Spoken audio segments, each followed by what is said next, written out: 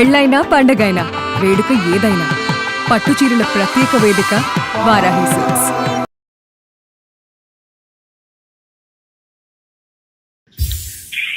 Hello, నవ్య అమ్మ మాట్లాడేది? అవును మేడం. అమ్మ, నేను జయాని అందమైన జీవితం ప్రోగ్రాం నుంచి కాల్ చేస్తున్నాను నాన్న. మాట్లాడొచ్చా నీతో? నమస్కారం మేడం. నమస్తే అమ్మా, మాట్లాడొచ్చా?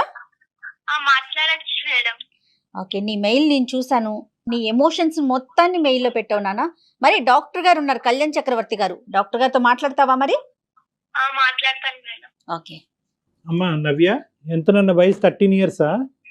13 ఇయర్స్ ఏంట్రా నీకు ఇంత చిన్న వయసులో కష్టం ఏమైందన్న? సార్, నేను చెప్పుకోలేని బాధ సార్. ఏంటమ్మా? అది నేను అమ్మతోటి ప్రేమ పంచుకోలేకపోతున్నాను మేడం. ఆ, అంటే ప్రేమ పంచుకోలేకపోవటం అంటే? అమ్మ ప్రేమ 6 months నుంచి నాకు ఇవ్వట్లేదు మేడం. ఉమ్, అంటే ఏంటమ్మా? కొద్ది వివరంగా చెప్పురా అమ్మా, ధైర్యం తెచ్చుకుని కొద్ది వివరంగా చెప్పు. మెయిల్ పెట్టావు కదా. అవును మేడం, అమ్మ ప్రేమ దక్కట్లేదు నాకు. నాన్న ప్రేమ ఎలాగో దక్కదు మేడం. అంటే ఏ విధంగా నాన్న, ఏ విధంగా? అంటే ఒక అంకుల్ వస్తున్నారు మేడం ఇంటికి.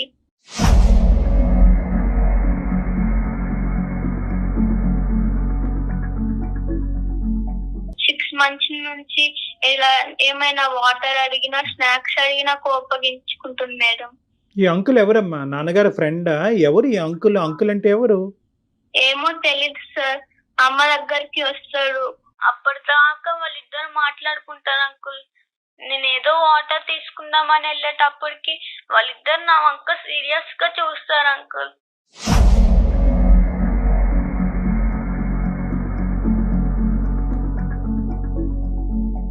అమ్మతో మాట్లాడటానికి వస్తాడా? ఆ అమ్మతో మాట్లాడతాడు సార్. మరి ఆ టైం అప్పుడు నాన్న ఎక్కడ ఉంటాడు? నాన్న ప్రేమ నాకు దక్కట్లేదు అంటావు, మరి నాన్న ఎక్కడున్నాడు? ఈ ఊర్లో లేడా? ఎక్కడుంటాడు నాన్న?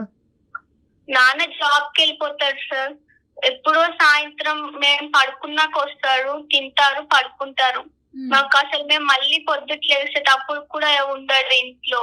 మేము స్కూల్ కానీ ఇంకా మేము స్కూల్ కి వెళ్ళిపోతాం. మళ్ళీ వచ్చినాక పడుకున్నాక వస్తారు నాన్న.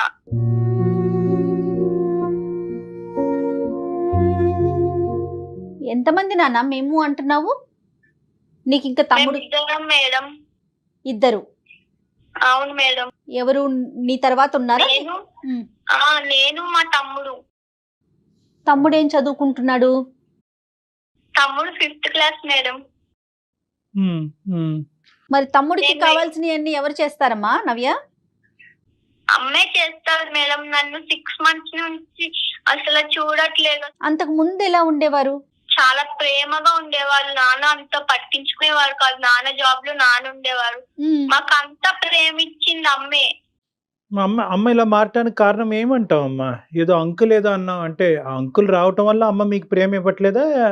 ఏంటి నాకు అర్థం కావట్లేదు. అవును సార్, అంకుల్ రావడం వల్ల మాకు ఒక చిన్న ప్రేమ కూడా ఇవ్వలేకపోతున్నారు.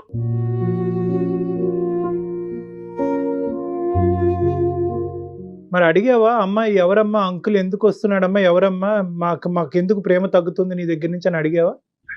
అడుగుదామన్నా కొడతారు సార్. ఇట్లా కళ్ళు పెద్దగా చేసి చూస్తాం. అట్లా నాకు చాలా భయం వేస్తుంది అమ్మ దగ్గరికి వెళ్ళాలన్నా. అమ్మ దగ్గరికి వెళ్ళాలంటే భయం వేస్తుంది. ఒక రోజు ఈ అంకుల్ ఎవరని అడిగితే ఆ రోజు నన్ను కొట్టింది అంకుల్.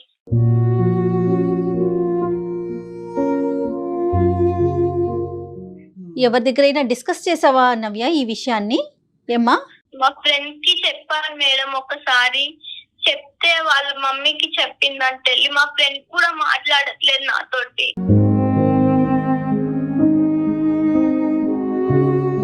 ఇంకెవరితో ఎలా ఉండాలి మేడం? నా ఒక్కదానితో నేను నా మనసు చెప్పుకుని ఉంటున్నాను నేను.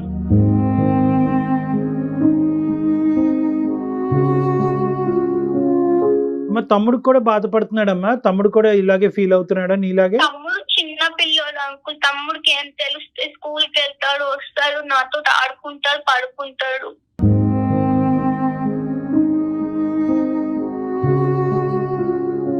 కానీ ఎవరికి పెద్దవాళ్ళతో ఎవరు మాట్లాడలేదమ్మా? నువ్వు పడే బాధ ఎవరికి పెద్దవాళ్ళతో ఎవరు చెప్పుకోలేదు? అమ్మమ్మ వాళ్ళు కానీ నాయనమ్మ వాళ్ళు కానీ ఎవరితోన్నా మాట్లాడతావమ్మా నవ్య?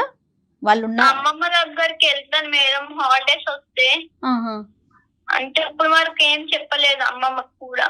అమ్మమ్మ బాధపడుతుంది కదా మేడం అమ్మ వల్ల. ఎంత మెచ్యూర్డ్ గా మాట్లాడుతోంది డాక్టర్ గారు. నాయనమ్మ వాళ్ళు ఎక్కడ ఉంటారమ్మా? నానమ్మ వాళ్ళు ఊర్లో ఉంటారు మేడం, అమ్మమ్మ వాళ్ళు కూడా ఊర్లోనే ఉంటారు. నాన్నగారితో నీకు సండే ఏమి ఉండరా? మీ ఫాదర్ డాడీ ఇంట్లో ఏమి ఉండరా సండే కూడా? పొద్దుటే వెళ్ళిపోతారు మేడం, మళ్ళీ సాయంత్రం వస్తారు. చదువు ఎలా ఉంది నాన్న నీది? నీ చదువు ఎలా ఉంది? నాకు చదువు అర్థం కావట్లేదు అంకుల్. ఇంట్లో డాడీ పట్టించుకోవడం అంకుల్, అమ్మ కూడా పట్టించుకోవట్లేదు అంకుల్. నాకు ఏడుపు వస్తుంది అంకుల్.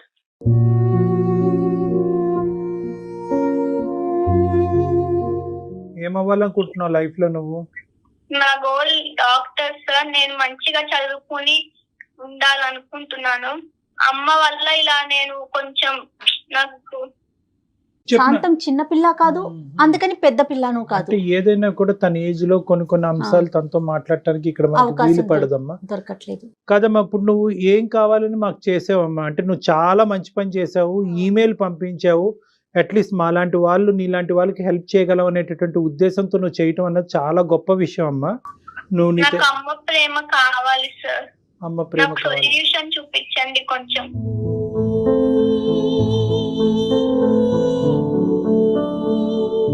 అంటే నీతో ఏం మాట్లాడాలో కూడా తెలియని పరిస్థితి నవ్య.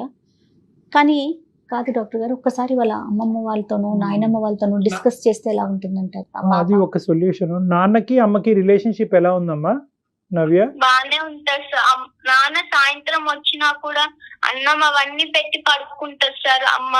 అలాంటివి కొంచెం 6 months నుంచి అంత ప్రేమ ఇవ్వట్లేదు ఎవరికి. నాన్నతో ఎప్పుడన్నా చెప్పడానికి ప్రయత్నం చేసావా? అంటే పేరెంట్ టీచర్ మీటింగ్స్ నాన్న ఉండరు సార్, సాయంత్రం వస్తారు అంతే. సో నాన్నకి మళ్ళీ మేము చెప్పుకోవడానికి కూడా ఉండదు. చూసేటప్పటికి వెళ్ళిపోతారు జాబ్ కి. స్కూల్ కి మేము లెగుస్తాము కదా సార్, నాన్న ఇంకా ముందరే వెళ్ళిపోతారు. కానీ అమ్మే కదా నాన్న నవ్య.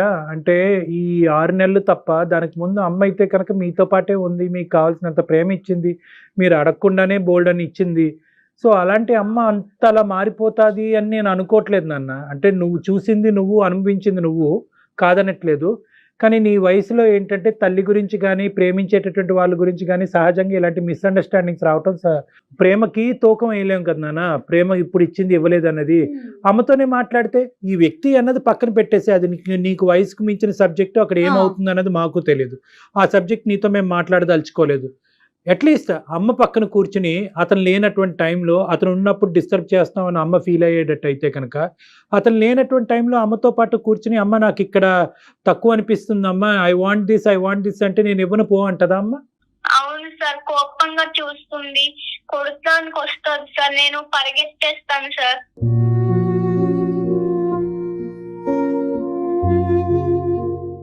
ఏది అతను లేనటువంటి టైంలో కూడా అమ్మనది అడిగితే అమ్మ కోపం వస్తుంది. కోపం వస్తుంది సార్. నేను వెళ్తాను, స్నాక్స్ ఏమన్నా ఉన్నాయి అంటే లేవు వెళ్ళు అంటారు సార్. నేను వెళ్ళి కొంచెం చల్లన్నం ఉంటే తినేస్తాను సార్. అతను ఎంతసేపు ఉంటాడు ఇంట్లో, మీ ఇంట్లో? ఒక 1 hour వరకు ఉంటారు సార్. 1 hour 2 hours ఉండి మాట్లాడుకుంటారు, గుసగుసలు ఆడుకుంటారు సార్. నాకు ఎంత ఫీలింగ్ అవుతుంది సార్.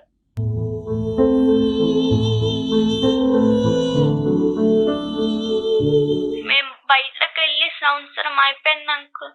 మా ఫ్రెండ్స్ ఏమో సండే అవ్వగానే మండే వచ్చి మేము అక్కడికి టూర్కి వెళ్ళాం, ఇక్కడికి వెళ్ళామని చెప్తుంటే బాధ వచ్చేస్తుంది నాకు. ఎందుకు ఇలా ఉంది మా ఇంట్లో అర్థం కావట్లేదు అంకుల్. నువ్వు ఒకటి అర్థం చేసుకోనన్నా, నీ బాధ చాలా నీ చిన్న వయసుకి ఎవరికి రాకూడదు నాన్న. నీ చిన్న మనసు చాలా గాయపడింది, కాదనట్లేదు. కానీ ఈ టైంలోనే నువ్వు ధైర్యంగా ఉండాలి. ఇలాంటి ప్రాబ్లమ్స్ సహజంగా వస్తూ ఉంటాయి. దీన్ని ఒక కంక్లూజన్ తీసుకెళ్ళొద్దు, ఒక రాంగ్ కంక్లూజన్కి ఏది రావద్దు. నీ మనసు పాడు చేసుకోవద్దు. అమ్మ గురించి చెడ్డ అభిప్రాయం, నాన్న గురించి చెడ్డ అభిప్రాయం అన్నది తెచ్చుకోవద్దు. ఓకే, మనకి ఏం జరుగుతుంది ఏంటి అన్నది మనకి ఏమీ తెలియదు. నీ మనసు పాడవుతుంది అంటే కనుక నువ్వు ఒక నెగిటివ్ కంక్లూజన్కి వచ్చేవేమో అని నాకు అనిపిస్తుంది. అలా రావద్దు. ఎందుకంటే కనుక నీకు నీ లైఫ్లో ప్రయారిటీస్ ఉన్నాయి. నువ్వు ఒక డాక్టర్ అవ్వాలి అనుకుంటున్నావు, బాగా చదువుకోవాలని అనుకుంటున్నావు. నీ మనసు అటువైపు డైవర్ట్ అవ్వకుండా నీ స్టడీస్ మీద ఫోకస్ పెట్టుకో. నీకేమైనా హాబీస్ ఇంట్రెస్ట్ ఉంటే కనుక అవి డెవలప్ చేసుకుని ఆ విధంగా డైవర్ట్ చేసుకో.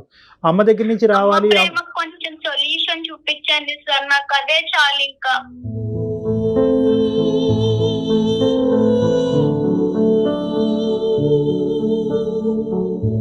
నాన్న, మా వంతు ప్రయత్నం మేము ట్రై చేస్తాము. కానీ నేను నీకు చెప్పేది ఏంటంటే కనుక, నీకు ఏదైతే రావట్లేదు అని అనుకుంటున్నావో దాని మీద నువ్వు ఎక్కువ దృష్టి పెడితే కనుక అది ఇంకా ఇంకా దూరంగా నీకు అనిపిస్తూ ఉంటుంది. ఈ వయసులో నువ్వు అనుకుంటే చాలా హాబీస్ ఇంట్రెస్ట్ డెవలప్ చేసుకోవచ్చు. నీ మైండ్ని డిస్ట్రాక్ట్ చేసుకోవచ్చు. గేమ్స్ ఆటపాటల్లోకి డైవర్ట్ చేసుకోవచ్చు.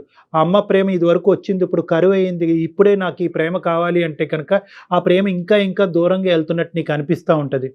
ఇంకొక అంశం నేనేమంటున్నానంటే, నీ చుట్టుపక్కల నువ్వు బాగా నమ్మి నువ్వు కాన్ఫిడెంట్గా ఉండేటటువంటి వ్యక్తులు ఎవరు ఉండకపోరమ్మా. అమ్మమ్మ కానీ నాయనమ్మ కానీ ఎవరో ఒకరితో, మావయ్యలతో కానీ ఉంటారు కదా నాన్న, వాళ్ళతో. అంటే నీకు ఇది నేను ఎలా చెప్పాలో నాకు తెలియట్లేదు, ఎందుకంటే నీ వయసు చిన్నది, నీ ద్వారా వాళ్ళకి ఎలా కమ్యూనికేట్ చేయాలో నాకు అర్థం కావట్లేదు. కానీ నువ్వు ఇంత మెచ్యూర్గా మాకు ఈమెయిల్ పెట్టి ఇంత చక్కగా మాట్లాడుతున్నావు కాబట్టి ఇలా నీతో చెప్పటం తప్పు కాదు అనే భావంతో నీకు చెప్తున్నాను. మీ పెద్దవాళ్ళు ఎవరైనా ఉంటే, నువ్వు నమ్మినటువంటి వాళ్ళు ఎవరైనా ఉంటే కనుక వాళ్ళతో సున్నితంగా ఒక 2 ముక్కలు చెప్పు. నాకు అమ్మ కావాలి, అమ్మ ప్రేమ కావాలి, అమ్మ ఈ మధ్యకాలంలో బిజీగా ఉంటుంది అని చెప్పు.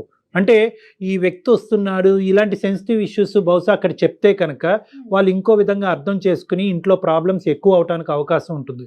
సో నువ్వు ఈ విషయాన్ని ఏంటంటే, అమ్మ బిజీగా ఉంటుంది ఈ మధ్యకాలంలో, అలాగ నువ్వు ఎలాగైతే మాతో చెప్పుకున్నావో మైనస్ ఈ వ్యక్తి యొక్క సబ్జెక్టు తీసుకుని వాళ్ళతో వివరించడానికి ట్రై చేయమ్మా. వాళ్ళు సున్నితంగా అమ్మకి చెప్పడానికి ట్రై చేస్తారు. నువ్వు వాళ్ళు కంప్లైంట్ చేసినట్టుగా ఉండకుండా వాళ్ళ అమ్మకి చెప్పినట్టుగా అయితే కనుక ఇష్యూ ఈజీగా సెటిల్ అవుతుందని నాకు అనిపిస్తుంది. నువ్వైతే స్టడీస్ మీద ఫోకస్ చేయమ్మా. నానా, పేరెంట్స్ మీటింగ్ కూడా రాదు సార్. ఇది వరకు మంచిగా వచ్చేవారు పేరెంట్స్ మీటింగ్స్ స్కూల్ కి వచ్చి మంచిగా చెప్పేసి వెళ్ళేవారు సార్. అలాంటి పేరెంట్స్ మీటింగ్స్ కూడా రావట్లేదు. మొన్నే పేరెంట్స్ మీటింగ్ అయింది సార్. అందరు మదర్స్ డాడీస్ అందరు వచ్చారు సార్. నేను ఎవరు మా మదర్ కూడా రాలేదు సార్.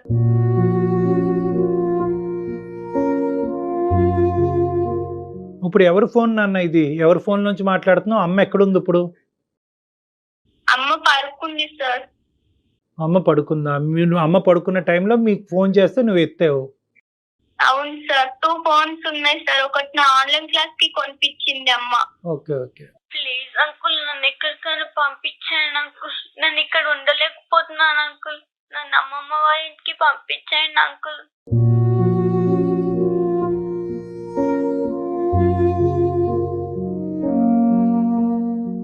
నా ఉద్దేశం ఏంటంటేనమ్మా, ఈ 2 దారులు నాన్న. అమ్మకి ఇంకా పూర్తిగా నువ్వు కూర్చొని మాట్లాడేటటువంటి అవకాశం అంటే ఇంకా పూర్తిగా అమ్మ దగ్గరికి వెళ్ళి నీ బాధను పూర్తిగా మాతో వ్యక్తపరిచినట్టుగా అమ్మకి ఇంకా వ్యక్తపరచలేదేమో అన్నది నా ఆలోచన. ఎందుకంటే ఇంత కోపంగా చూస్తారు సార్, కొట్టడానికి వస్తుంది. నువ్వు యాజ్ ఆఫ్ నో ఇక్కడ ఏదో జరిగింది, ఏదో అనర్థం జరిగింది, ఏదో భయంకరంగా అయిపోయింది, జీవితాంతం అమ్మ ప్రేమని పెర్మనెంట్గా పోగొట్టుకున్నాను అనే కంక్లూజన్స్కి రావద్దు. ఇలాంటివి సర్వసహజంగా అందరి జీవితాల్లోనే జరుగుతూ ఉంటాయి. ఇది ఏంటి అన్నది మాకు కూడా పసిగట్టడం కష్టము. ఇటువంటి పరిస్థితుల్లో మనకు తెలియనటువంటి అంశం గురించి ఎక్కువ ఆలోచిస్తే టెన్షన్ పెరుగుతుంది. నువ్వు చేయవలసింది ఏంటంటే, నీ వయసుకు తగ్గట్టుగా నువ్వు ఏమైతే కాన్సన్ట్రేట్ చేయాలో అవి చేయి. చదువుకో, చదువు మీద కాన్సన్ట్రేట్ చేసుకో. నీకు నచ్చినటువంటి 2-3 ఫ్రెండ్స్తో ఎక్కువ టైం స్పెండ్ చేసుకో. ట్యూషన్స్ ఉంటే ట్యూషన్స్కి అటెండ్ అవ్వు. గేమ్స్ అలాంటివి ఏమైనా ఉంటే ఆడుకో. తమ్ముడితో కలిసికట్టుగా ఉండటానికి ట్రై చేయి. ఇలాగ నీ మైండ్ డైవర్ట్ చేసుకోవటానికి ట్రై చేయి.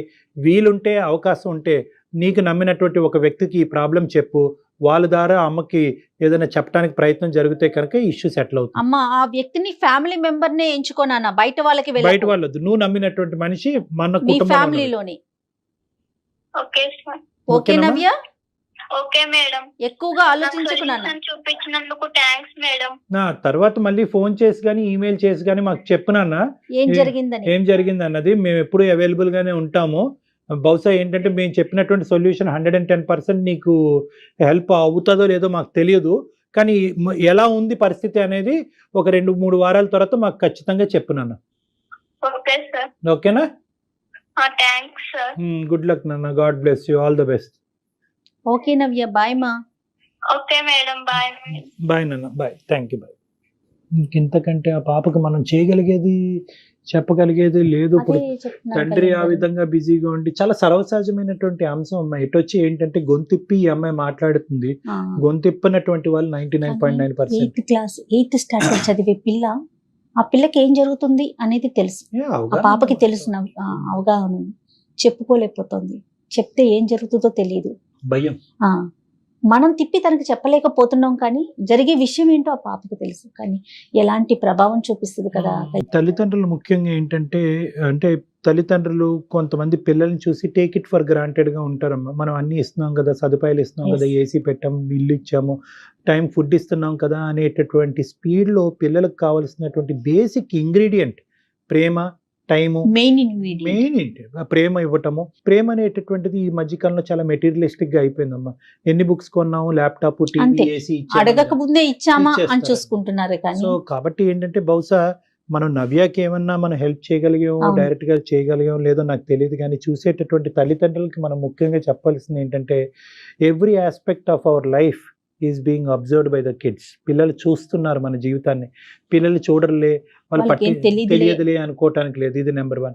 నెంబర్ 2 ఏంటంటే ఈ వస్తువు ఇచ్చామా, ఆ వస్తువు ఇచ్చామా కాదు, ఆ వయసుకు కావలసినటువంటి ఒక మంచి వస్తువు అనేటటువంటిది ప్రేమ, టైం స్పెండ్ చేయటం, ఆప్యాయతగా ఉండటం, వాళ్ళ బాధల్ని మనం వింటాం, అర్థం చేసుకోవటం. ఇప్పటి వరకు మా ప్రయాణం బాగానే ఉంది. అవును. నాన్న తీర్చలేనటువంటి లోటు కూడా అమ్మ తీర్చింది అనేటటువంటి భావన అమ్మాయి వ్యక్తపరిచింది. అంటే ఇంతవరకు ఇచ్చాం చాలే, ఇక్కడి నుంచి పిల్లలు ఆటోమేటిక్గా 13-14 ఇయర్స్ వచ్చినాయి కాబట్టి వాళ్ళకి వాళ్ళే అన్నీ తెలుసు, ఎదిగేస్తారులే. ఎదిగేస్తారనే కాదు, పిల్లలు వాళ్ళు ఎదిగి పెద్ద అయ్యి సెటిల్ అయ్యేంత వరకు తల్లిదండ్రుల ప్రేమలో ఎటువంటి లోపం ఏ ఉండదు. వయసు వచ్చిన తల్లికి బిడ్డలే కదా అంతే అమ్మా, కళ్యాణ్ అంతే, గారు. అంతే. ఎంత పెద్దవాళ్ళు ఉండి ఏ పరిస్థితిలో ఏ పొజిషన్ లో ఉన్నా కూడా తల్లే బిడ్డ. మీరు కూడా ఒక బిడ్డ నాకు ప్రేమ కావాలి అని అడుగుతోంది అంటే ఒక తల్లికి సంబంధించి అంటే ఇప్పుడు నవ్యకి మనం నిజంగా కౌన్సిల్ చేయాలి అంటే రకరకాల అంశాల్లో మాట్లాడచ్చమ్మా.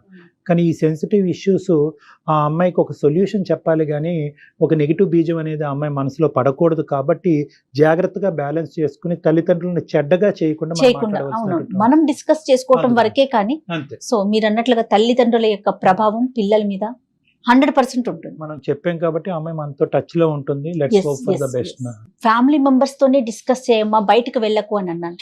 ఎందుకంటే ఈ ఏజ్ లో ఏదన్నా తప్పటడుగు వేస్తే, ఏదైనా ఎవరైనా అవునమ్మా. ఎవరితో అయినా కొంచెం పాపం ఆ పిల్ల చిన్నది కదా, ట్రాప్ లో పడింది అనుకోండి ఈ ఇష్యూని అడ్వాంటేజ్ తీసుకోవడానికి తీసుకుంటారు. చాలా మంది ఉన్నారమ్మా. కదా. అరే నీకు అంత కష్టం వచ్చిందా, అది ప్రేమ కాదేమో, ఇది ప్రేమ అని చెప్పి తప్పుదోవలో తీసుకెళ్ళడానికి చాలా మంది రెడీగా ఉన్నారు. ఎందుకంటే అమ్మాయికి 2 వైపులా లేదు, అవును. తల్లిదండ్రుల నుంచి కూడా. డ్రైనెస్ ఇది ఎంత డేంజర్ కదా చాలా కళ్యాణ్ డేంజర్, గారు. చాలా డేంజర్. ఎలాగో మనం చెప్పాము అమ్మాయి మనతో టచ్ లో ఉండాలని అవును. చెప్పి, బహుశా మనతో టచ్ లో ఉంటుంది. లేని పక్షంలో మనమే కొన్ని రోజులు ఆగి ఆ అమ్మాయికి ఒకసారి Yes, yes. కాంటాక్ట్ చేయడానికి ట్రై చేద్దాం అమ్మా. Let's hope for the best. అంతే. Thank you Kalyan thank you.